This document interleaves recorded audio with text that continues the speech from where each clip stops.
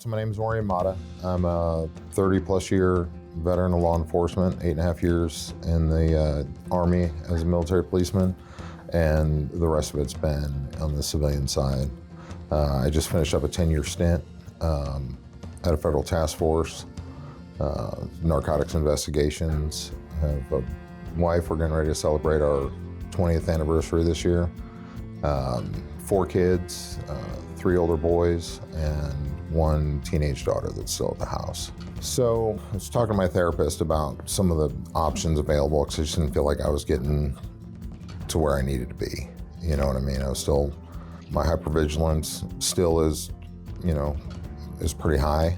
My anxiety, some depression issues, stuff like that I just didn't feel like I was getting better. Sleep was I was struggling with sleep. I'd get up at, wake up to let the dogs out at 2 o'clock in the morning and I'd be up. And my alarm would go off to go to the gym and I'd get dressed and go to the gym. So she suggested eTMS as one of the possible therapies. So I contacted a recruiter and got signed up for it. Before the treatment, I kind of equate it to like you're operating kind of like a car, you know what I mean? Like I was borderline RPM in the red zone on a daily basis. That was my I was already here. So for me to jump up and be pissed off into the red zone was not a very big jump. So little things would just piss me off. And then from there, you kind of spiral out. You're thinking about oh yeah, and then last week you did this, and 2 months ago this, and so it was really easy to ramp yourself up once you get upset like that. So I'm a lot calmer. I still get upset about things, but I can stay on topic and just process them more logically. You know what I mean? I can stop and ask myself, is this really worth getting upset about? Whereas before, as soon as I was in that red zone, the reason went out the window. So, and I really noticed a difference about 2, maybe 2.5 weeks into my treatment.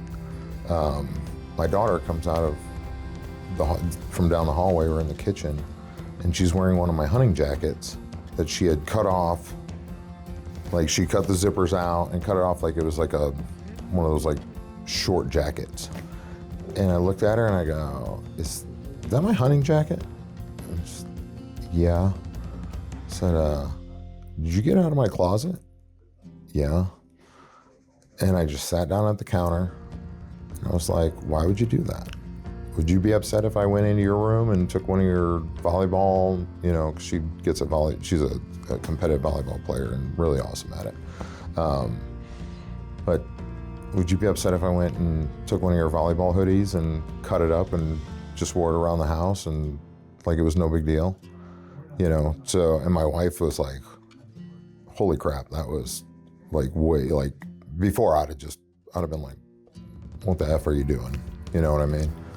So I really noticed a difference in that. My sleep has been more consistent. Even if the dogs wake me up to take them outside, I'll take them outside. And we have 3 dogs, and one of them is my dog.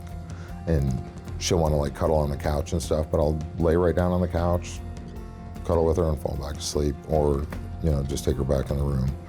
So my sleep has been much better since then. I've been trying to do my best to keep track of it, just to make sure it stays consistent. So part of the reason, and I didn't touch on this before, part of the reason I wanted to do that was I wanted to really enjoy the time that I had with my family. And it's been, interpersonal relationships have been kind of difficult for me for a long time. Talking with a therapist from the VA, he asked me how many civilian friends I have. And I really had to think about it, and I'm like, none. And then I thought of one guy that is a very good friend of mine, and he's technically a civilian, but he runs a veterans charity. So I don't really look at him as a civilian. You know what I mean? He's very ingrained in, doing stuff for veterans. It's Friends in Service of Heroes. If anyone wants to look them up, excellent organization. I've seen them change lives. So that's really the only civilian friend that I have. Outside of secondary relationships, like my wife's friends and stuff like that. But yeah, it's just much easier to relate to that group of people. One, because we have a pretty dark sense of humor. So, some of the things that I say that would make my friends laugh do not make civilians laugh. They're like, what the hell's wrong with this guy? So that was one of them. And then just, like I said, enjoying time with my family. They'd be over at the house and, I'd be happy that they were there, but if they weren't there, I wouldn't feel any different. You know what I mean? And I actually texted one of my clinicians. I think we're out at the lake with the family, and I texted her. I was like, I had no idea how much I would enjoy time again, and to get that back to me. And I'm very thankful for it. Yeah. I got 3 grandbabies that are just awesome. And to be able to really enjoy the time with them is pretty cool. Yeah, I just feel more engaged. You know what I mean? Just being around them and just enjoying them being around. You know what I mean?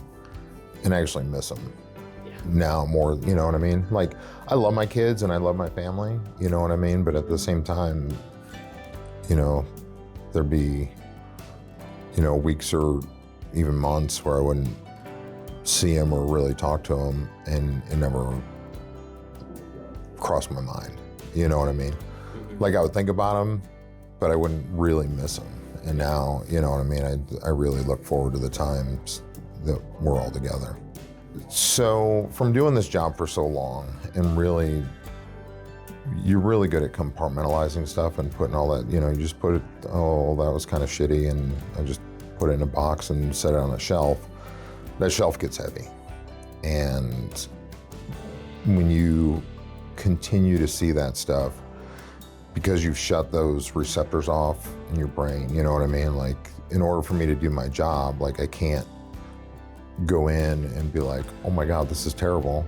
You know what I mean? Like, I'm there to help. So I have to be able to shut that off and still function. So that's what it really does, kind of open those back up. And instead of those emotions coming in and not having the proper place to go, it usually lands in a bad spot.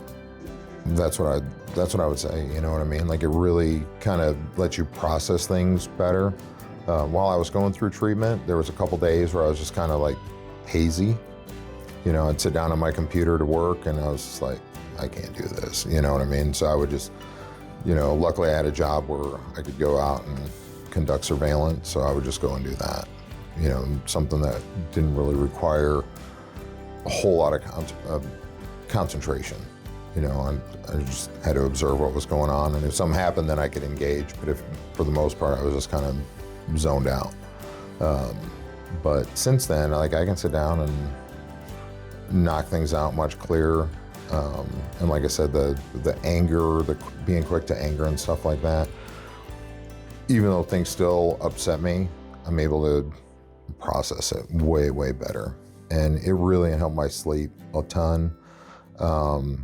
And then I wouldn't say that I was drinking all the time, but I was drinking more than I should have. Stop at the store on the way home, grab a drink, just to kind of get myself away from that red zone to be able to come home and just kind of relax. But since eTMS, like, I just drink socially now, so it's been pretty awesome. It's good for my health. Over the last year, I've dropped about 70 pounds. Been working out really consistent and trying to get back in shape. So, just doing that, meditation and therapy, you know what I mean? It kind of hits your mind, body, and soul. So it's really helped me kind of focus on doing that and stay more consistent.